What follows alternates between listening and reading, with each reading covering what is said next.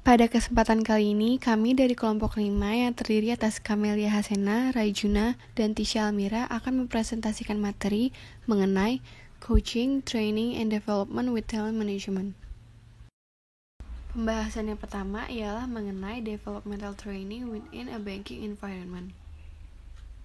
Adanya pertumbuhan dan konsolidasi komunitas bank selama tahun 1980-an mendorong munculnya kebutuhan untuk penjualan dan keterampilan seseorang dalam membangun hubungan. Sehingga bank berlomba untuk mengembangkan jenis manajer yang berbeda dan pemberi pinjaman yang proaktif serta cerdas. Wakil Presiden Pelatihan dan Pengembangan, Fidelity Bank of Philadelphia, mengatakan, strategi yang mereka gunakan untuk mengamankan tempat mereka sebagai pemain utama dalam bidang layanan keuangan ialah dengan mempekerjakan tenaga kerja profesional junior yang cerdas dan berenergi tinggi yang telah memiliki pengalaman dalam kapasitas penjualan atau layanan di industri lainnya. Kemudian, dibuat sistem seleksi yang ditargetkan dengan cermat yang dapat membantu mengidentifikasi mereka yang memiliki atribut dan rekam jejak yang sesuai. Kemudian, terdapat masa orientasi terstruktur dan program pelatihan yang diadakan selama 1 hingga 3 tahun. Masa orientasi terstruktur dan program pelatihan ini diadakan dalam kelas formal, baik secara internal maupun eksternal, yang mencakup tentang keterampilan keuangan, manajemen sumber daya manusia, dan operasional. Kemudian terdapat penugasan rotasi dalam bidang pinjaman dan komersial, yang mana berfungsi untuk mengembangkan keterampilan dan pemahaman tentang bisnis perbankan, serta membantu individu maupun organisasi dalam memilih jalur karir yang paling sesuai dengan keterampilan yang telah ditunjukkan. Kemudian, pembelajaran terstruktur ini dikombinasikan dengan penetapan tujuan dan penilaian. Selain itu, terdapat sistem penghargaan terhadap hasil bisnis tertentu untuk dapat terus mendorong berkembangnya pengetahuan dan keterampilan para kandidat. Setiap kemajuan kandidat ini didata dan penugasan baru terus direncanakan untuk dapat memperluas penjualan, membangun staf, dan atau meningkatkan operasi cabang secara keseluruhan. Lalu pembahasan selanjutnya ialah mengenai Structured Orientation to the Organization and Role. Ketika seseorang masuk ke peran yang baru, muncul harapan atau ekspektasi di mana seseorang tersebut tidak hanya bertanggung jawab dan dapat melaksanakan tujuan pekerjaannya, tetapi juga untuk memiliki etika, nilai-nilai, dan perilaku yang dapat diterima. Hal ini khususnya terjadi pada mereka orang-orang yang sangat cerdas, ambisius, dan baru bekerja di organisasi, sehingga tidak terbiasa dengan budaya organisasi yang ada sebelumnya. Menurut Winifred Lanoix, Wakil Presiden Senior Manchester Inc., 40% dari karyawan berpotensi besar akan gagal selama tahun pertama mereka karena salah langkah dalam membangun hubungan, kurangnya tujuan yang jelas, ketidakmampuan untuk mengidentifikasi dan beradaptasi dengan praktik budaya organisasi yang diharapkan, dan dukungan dan umpan balik yang kurang memadai. Keinginan untuk diterima ke dalam lingkaran terbaik dan dianggap sebagai pendatang baru memiliki potensi untuk mendorong mereka orang-orang yang sangat cerdas bahkan untuk bertindak dengan cara yang bertentangan dengan nilai-nilai bawaan mereka sendiri. Oleh karena itu, sangat penting dalam tahap awal pengembangan bahwa perusahaan dapat membuat tujuan, harapan, dan praktik etika yang jelas.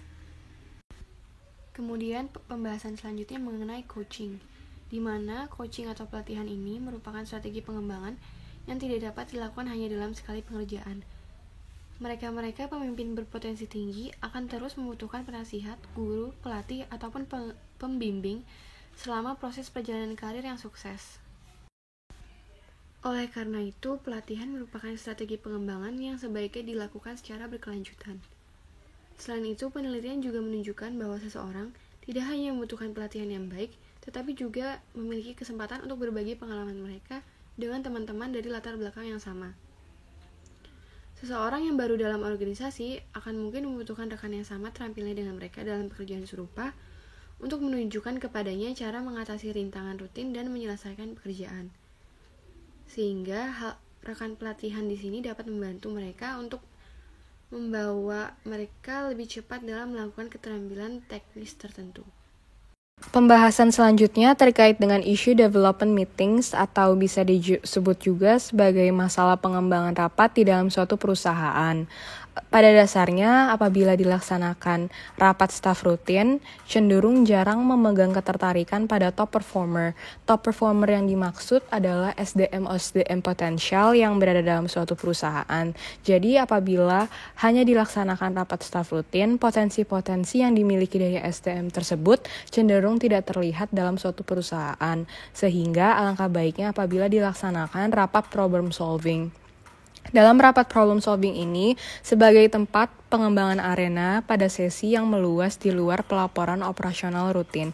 Jadi, rapat ini berbeda dengan staff rutin seperti biasanya dan cenderung dituju kepada top performer dari suatu perusahaan guna untuk mencari solusi atau pemecahan masalah untuk perusahaan secara berkelanjutan.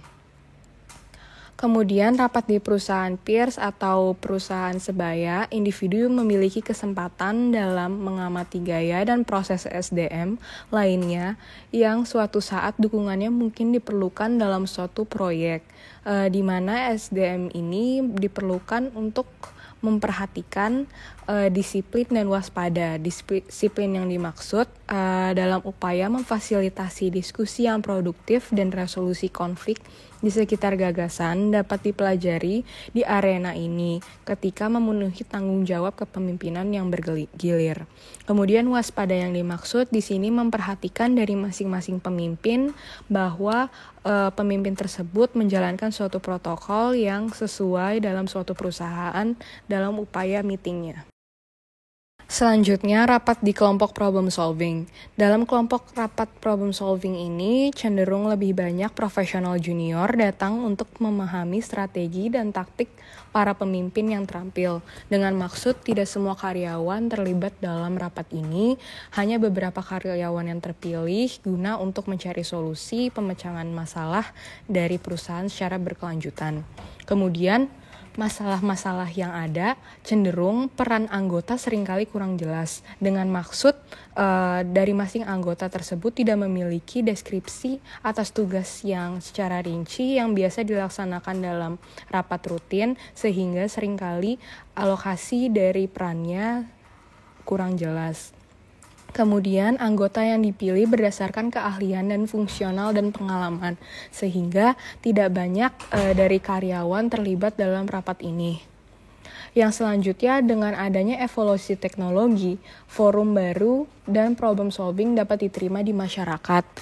Sebagai contoh, dengan penggunaan konferensi video dan koneksi satelit.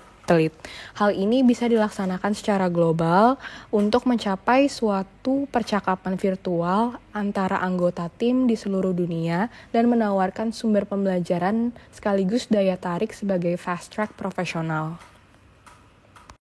Pembahasan yang selanjutnya terkait dengan job rotation. Dari job rotation itu sendiri memiliki tujuan yang diarahkan kepada perusahaan dan SDM. Perusahaan memberikan keluasan atau pengalaman yang berfungsi dalam membangun pengetahuan yang kuat tentang suatu bisnis operasi atau segmen bisnis. Dalam hal ini, perusahaan berupaya melaksanakan rotasi job guna untuk meningkatkan kemampuan dari perusahaan itu sendiri secara berkelanjutan. Kemudian SDM berupaya untuk mendorong keluar dari zona nyaman, dan yang kedua mengharuskan untuk mampu beradaptasi dari setiap perubahan. Karena dengan adanya job rotation ini, SDM harus mampu untuk beradaptasi di berbagai kondisi maupun job deskripsi yang diberikan guna untuk tetap bertahan dalam suatu perusahaan. Kemudian dari job rotation itu sendiri membutuhkan waktu. Waktu yang dimaksud adalah waktu untuk belajar dan menghasilkan perubahan perilaku serta kepercayaan diri dalam kinerjanya, di mana tentunya dengan adanya job rotasi ini tidaklah mudah bagi masing-masing SDM, sehingga SDM tersebut membutuhkan waktu untuk beradaptasi untuk serta menghasilkan kinerja yang maksimal. Yang kedua, untuk menghasilkan pertumbuhan yang sesuai dengan tingkat tanggung jawab di suatu perusahaan. Yang terakhir adalah kurang dari 18 bulan pembelajaran tidak efektif, di mana tentunya dengan dilaksanakannya job rotasi ini alangkah baiknya apabila dilaksanakan setelah 18 bulan, karena dalam 18 bulan itu secara maksimal dari setiap SDM dapat mampu atau meningkatkan pembelajarannya secara efektif dari setiap bidangnya. Masih terkait dengan job rotation, tapi dalam hal ini melihat dari konteks di perusahaan global, di mana rotasi ini bisa menjadi suatu tantangan. Kenapa? Yang pertama, SDM sering menghadapi praktik-praktik budaya di negara yang bertentangan, di mana SDM harus siap apabila menetapkan atau ditetapkan dari negara yang dimana bertentangan dari negara asalnya, dan tentunya dari situ melihat dari budaya yang dihasilkan juga berbeda, dan di mana di sini SDM harus mampu untuk beradaptasi di berbagai kondisi. Yang kedua, SDM dipaksa untuk mengikuti praktik dan keputusan perusahaan dalam konteks apa yang menciptakan ketidaknyamanan atau pergolakan dari SDM asli perusahaan. Di sini SDM akan diuji apakah SDM tersebut dapat mampu beradaptasi di dalam lingkungan yang baru, dan apakah SDM tersebut dapat diterima dengan SDM yang telah menetap dari perusahaan tersebut. Sebagai contoh, di sini promosi dan pengembangan perempuan di beberapa negara Islam berpersepsi di mana kepala rumah tangga atau laki-laki memiliki pandangan tentang perempuan tidak boleh melakukan banyak pekerjaan di luar rumah, dan di mana di sini tentunya tidak semua negara menetapkan atas pembelajaran atau persepsi ini, dan apabila suatu SDM ditetapkan dalam suatu negara yang ini harus mampu untuk beradaptasi dan menyesuaikan atas budaya yang mereka miliki. Pembahasan selanjutnya terkait dengan interim and emergency assignments.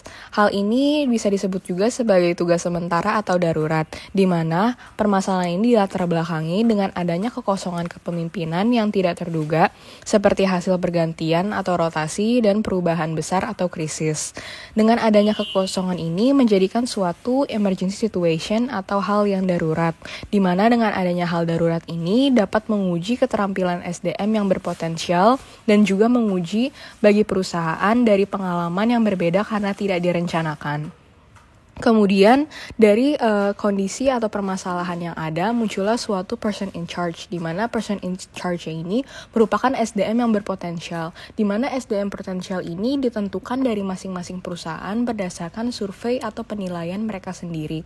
Dan SDM potensial ini dianggap merupakan orang-orang yang profesional atau memiliki kemampuan yang lebih sehingga mereka menjadikan suatu opsi, dan kesiapan adalah istilah operasi untuk memutuskan siapa yang akan menggantikan sementara atau kedepannya dari kepemimpinan suatu perusahaan. Kemudian dari SDM potensial itu sendiri tentunya memiliki kriteria dan beberapa hal yang harus mereka perhatikan. Yang pertama, mereka harus berhati-hati terkait dengan tanggung jawab, keterampilan, dan perilaku.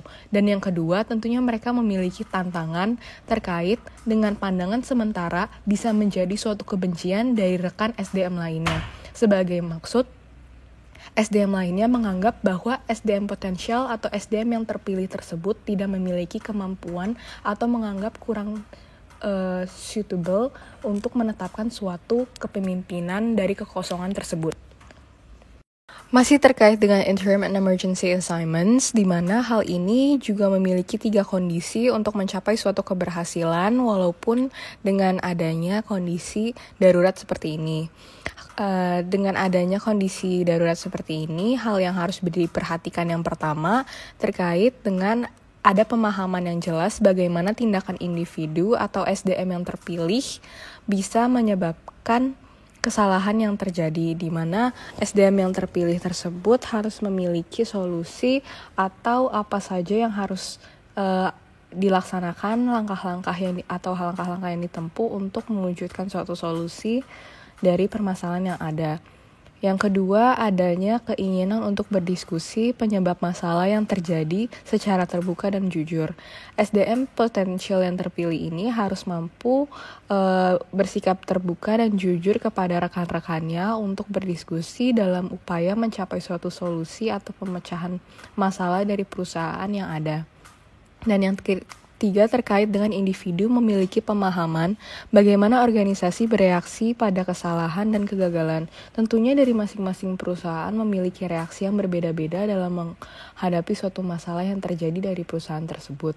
Sehingga individu atau SDM yang terpilih harus mampu dalam menanggapi atas reaksi yang diberikan dari perusahaan untuk meredakan atau mengkondisifkan kembali perusahaan yang ada.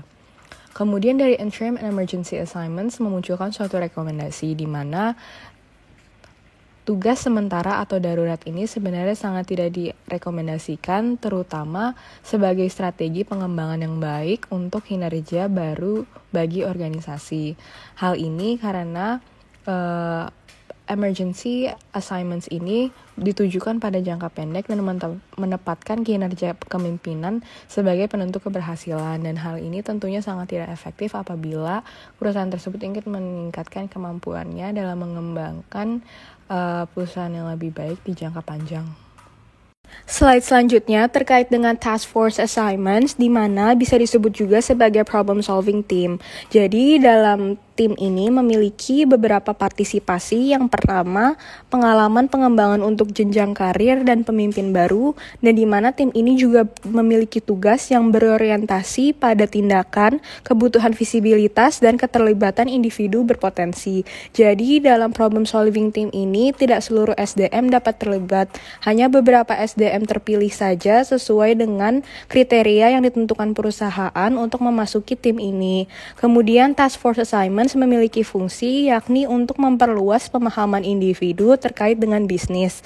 Namun task force assignments juga memiliki kelemahan di mana tidak semua individu bisa menjadi task force team karena individu setidaknya memiliki 1 atau 2 pelayanan tergantung tingkat kedewasaan dan keterampilan yang ditentukan oleh perusahaan. Sebagai contoh, perusahaan Johnson & Johnson memiliki visibilitas pada high level task force guna memfasilitasi pemimpin bisnis untuk menerima talenta yang ditransfer. Para eksekutif mengenal orang-orang ini dan mengingat mereka ketika sebuah pembukaan terjadi di divisi bisnis mereka. Internal education and training memiliki 3 manfaat utama. Yang pertama, mendukung perubahan dalam lingkungan tertentu. Sebagai contoh dalam penganggaran, praktik sumber daya manusia, masalah kepatuhan, manajemen proyek, sekaligus topik terupdate yang ada guna untuk meningkatkan kemampuan dari perusahaan.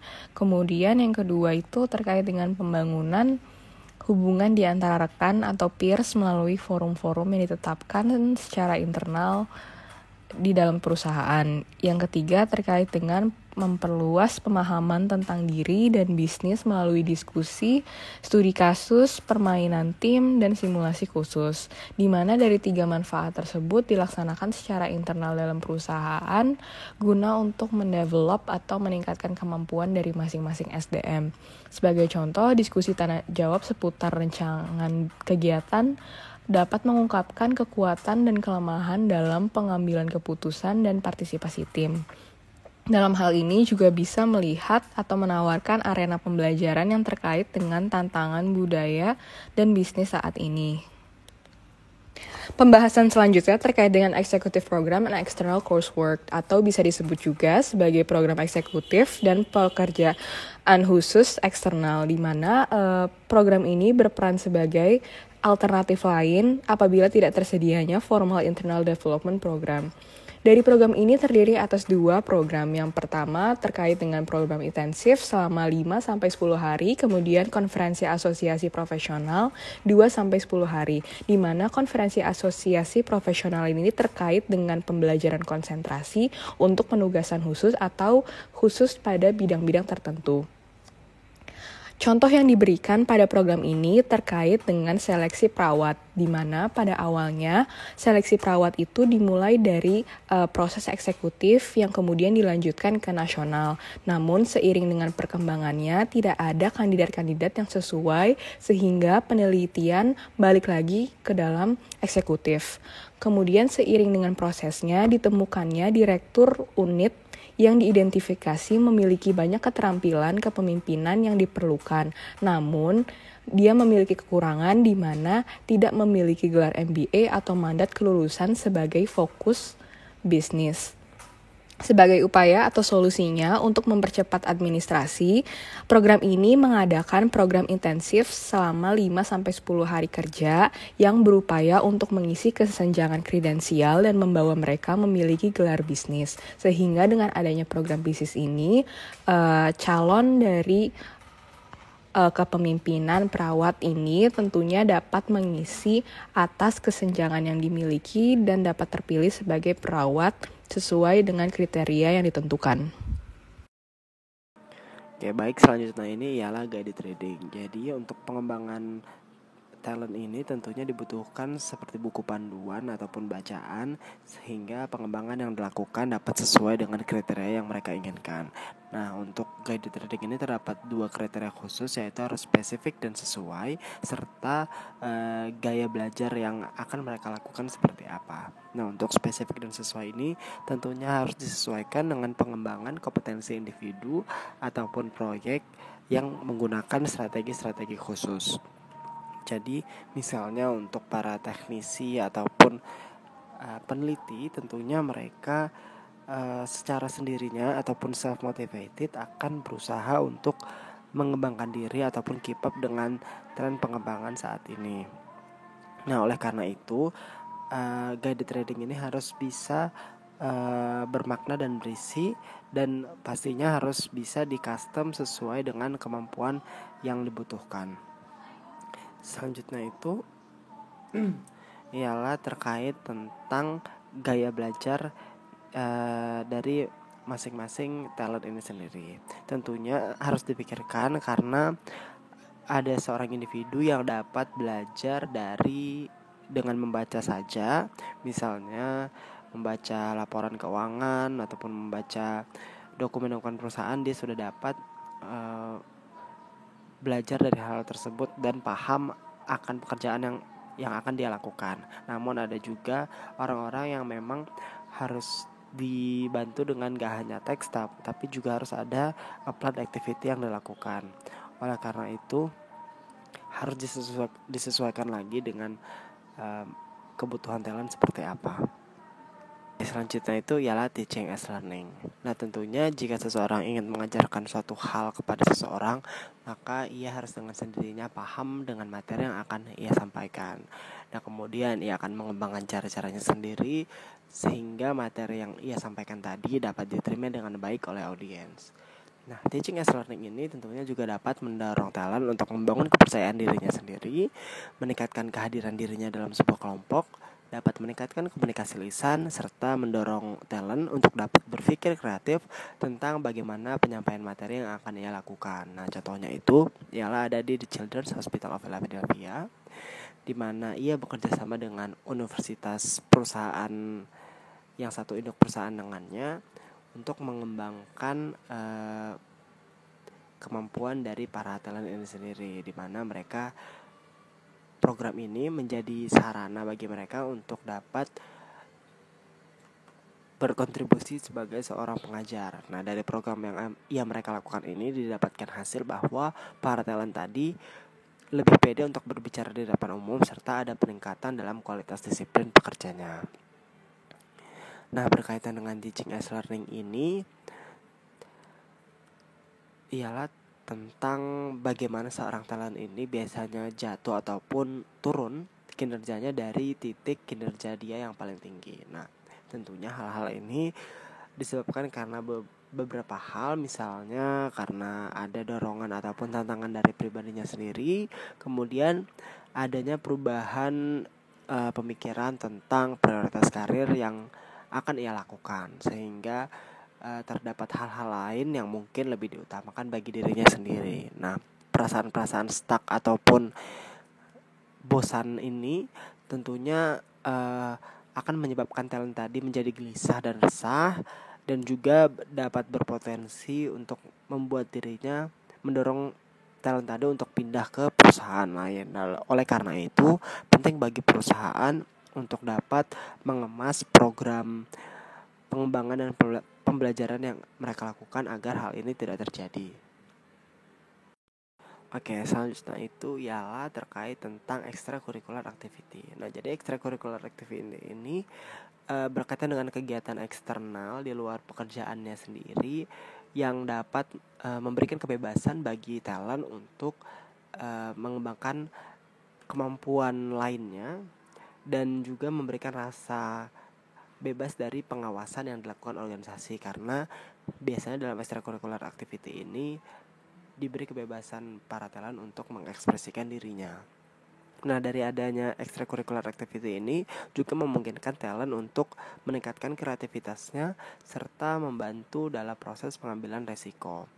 Dan juga dari extracurricular activity ini mendukung pemenuhan kebutuhan individu dan juga untuk memiliki sesuatu yang bisa dikatakan yaitu miliknya sendiri, karena biasanya berkaitan dengan hobi ataupun talent-talent lain di luar pekerjaannya. Nah, sebagai nilai tambah, pengalaman-pengalaman yang mereka dapatkan dari extracurricular activity ini tentunya akan memberikan rasa kepuasan dari adanya pemenuhan kebutuhan dan juga memberikan kesempatan bagi perusahaan dan juga individu tadi untuk dapat ibaratnya memberikan feedback ataupun memberikan masukan kepada komunitas ataupun lingkungan-lingkungan di sekitarnya. Nah, tentunya dari kegiatan-kegiatan ini dapat membangun nama baik perusahaan ataupun organisasi ini sendiri di masyarakat. Contohnya itu misalnya ada kegiatan-kegiatan seni ataupun olahraga. Nah, biasanya perusahaan ini juga mengembangkan kegiatan-kegiatan olahraga ini yang diikut sertakan dalam turnamen, dan bahkan ada beberapa perusahaan yang memang menerima para talent-talent yang memang memiliki bakat di bidang seni ataupun olahraga, sehingga mereka dapat mengembangkan prestasinya dan juga meningkatkan nama baik perusahaan itu sendiri. Oke, selanjutnya itu adalah e-learning. Nah, biasanya organisasi-organisasi yang memanfaatkan e-learning ataupun web-based learning ini akan mendapatkan kesempatan-kesempatan baru dalam proses pembelajaran dan pengembangannya serta dalam penyampaian informasi kepada audiens. Nah, kelebihannya dari e-learning ini tentunya dapat digunakan skala besar ataupun kecil, serta pembelajaran web tadi dapat menyediakan sumber daya yang lebih kaya lagi dan tentunya dapat diakses di lokasi mana saja, kapan saja, ibaratnya bisa dilakukan secara mobile. Oke, selanjutnya rangkuman dari pengembangan tadi ialah pengembangan efektif ini akan terjadi ketika memang adanya planning ataupun rencana dari proses belajar dan pengembangan itu sendiri. Nah, planning ini tentunya harus sesuai dengan minat, kebutuhan belajar, gaya individu, dan juga strategi perkembangan yang dipilih. Kemudian harus diatur waktunya agar strategi tersebut dapat memberikan kebebasan bagi talent dan juga tidak merusak kepercayaan dirinya sendiri. Nah, proses pengembangan yang dilakukan ini tentunya harus bisa konsisten, kemudian adanya feedback ataupun timbal balik dari atasan dan lingkungan sekitarnya, serta adanya reinforcements sehingga perubahan perilaku ini dapat bertahan lebih lama. Kemudian perlu dipahami bahwa akulturasi ataupun pemahaman akan budaya perusahaan akan lebih baik dilakukan dibanding langsung memberikan tugas-tugas yang menantang kepada talent, karena ketika adanya pemahaman terkait budaya ini tentunya akan meningkatkan sense of belonging talent terhadap perusahaan ataupun organisasi tersebut, sehingga tugas-tugas menantang yang jauh lebih berat pun akan ia coba selesaikan dengan lebih baik.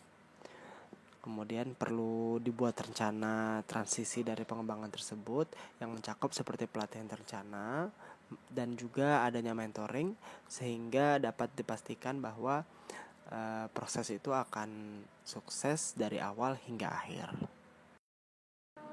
Baik, sekian presentasi dari kelompok kami. Terima kasih banyak atas perhatiannya. Wassalamualaikum warahmatullahi wabarakatuh.